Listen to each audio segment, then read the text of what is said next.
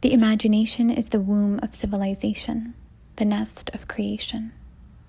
From imagination comes story, and from story comes culture.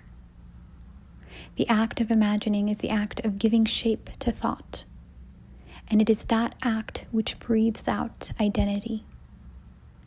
Story becomes the mirror of culture, reflecting to its people who and what they are, their abilities, values, permissions, limitations, and potentials. No imagination, no story, and no story, no identity.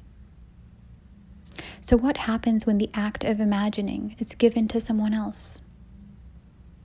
Our lives get made up for us by other people. Ursula Le Guin. The Arabian Peninsula has rich ancient roots of powerful women, warriors and queens, artists and scientists, leaders and strategists. For thousands of years, the act of cultural preservation has depended on the tradition of oral storytelling, the art of spoken word, performance, and theater. As the world moved towards adopting the printing press, a gap was created between the insiders who knew their own story and could orally tell it, and the outsiders who did not know the stories but had the skill set, the tools, and most importantly, the power to tell the narrative of the world in this new format. And in that gap, the power to frame and portray the culture was handed over. The Arab story, and particularly the story of Arab women as told by the women themselves, became but a silent song, its essence processed and contorted by the patriarchal and oriental imagination, giving form to an absolutely impoverished mirror image of the Arab culture, one which distorts and censors the feminine. And what happens when the only mirror image you have left of you does not reflect who you are? When you are erased time and time again in the stories you hear, you begin to adopt a distorted self-image. But what if this mirror of empty maps, erased names, riddles and scribbles, half sentences, is but a desert landscape, all paved over a rich ancient well of forgotten story?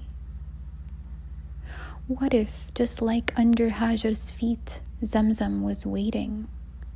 So too are the footprints of remarkable Arab women waiting to burst out and transform the barren land into an oasis. Since the footsteps, the landscapes, the songs, and the stories are buried, we are looking for a community of people who can join us on this witnessing pilgrimage, to look deeply, to listen deeply as we excavate this forgotten well. We are looking for individuals across different fields: academia, technology, art, excavation, and restoration. Our pilgrimage will begin with a virtual 10-week course where our excavation work will take off. This will include weekly meetings of readings, lectures, conversations, research, and art. Afterwards, we will move into a practical and physical manifestation of this excavation, where we will be taking the footsteps of these forgotten Arabian women in a 2-week-long period in the Arabian Peninsula. Finally, after our return, we will seal our journey by envisioning and expressing our findings in an artistic traveling exhibition. If you are interested in this pilgrimage or know someone who is, please fill out the form in the website below by September 24. We look forward to hearing from you and to sharing this excavation with you. Thank you.